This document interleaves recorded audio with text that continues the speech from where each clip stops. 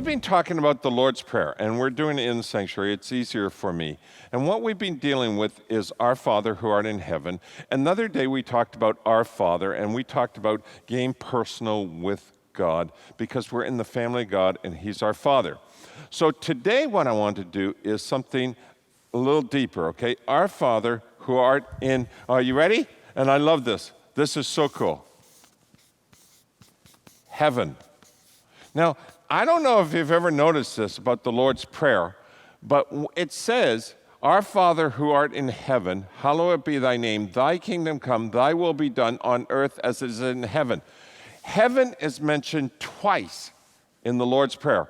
Now, why does Jesus mention heaven so powerfully twice in the Lord's Prayer in such a short little prayer? Well, the point is this, that what happens is this, the place makes a major difference.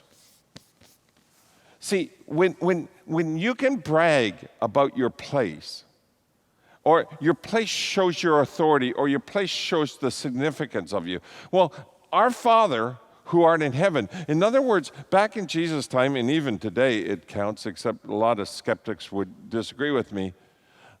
If you are in control of heaven, you're in control of the universe.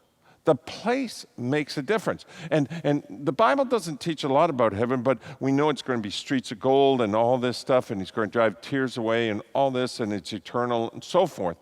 But God, Father God, is in control of heaven.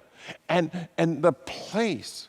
So somebody says to me, okay, so the place is heaven. So why would Jesus put that right at the beginning of His prayer? Because what you do is when you start to recognize who God is, where God is, and what God is, then all of a sudden you can start to have faith in God. And what Jesus wants you to do is not only recognize He's your Father and you're in the family, but He wants you to recognize the authority, the power, the majesty He has. Illustration.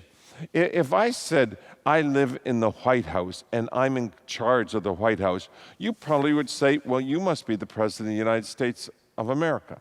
If I say, I live in Buckingham Palace and I'm in charge of Buckingham, and Buckingham Palace is mine, you would say, well, you must be the King of England. Well, here's the great part. Buckingham Palace and the White House has nothing on heaven. So today when you pray, not only be personal, our Father, but recognize you're talking to the King of Kings, the Lord of Lords, the God of all gods. There is no other God. And He is in control of just not only your life and the earth, but the entire universe.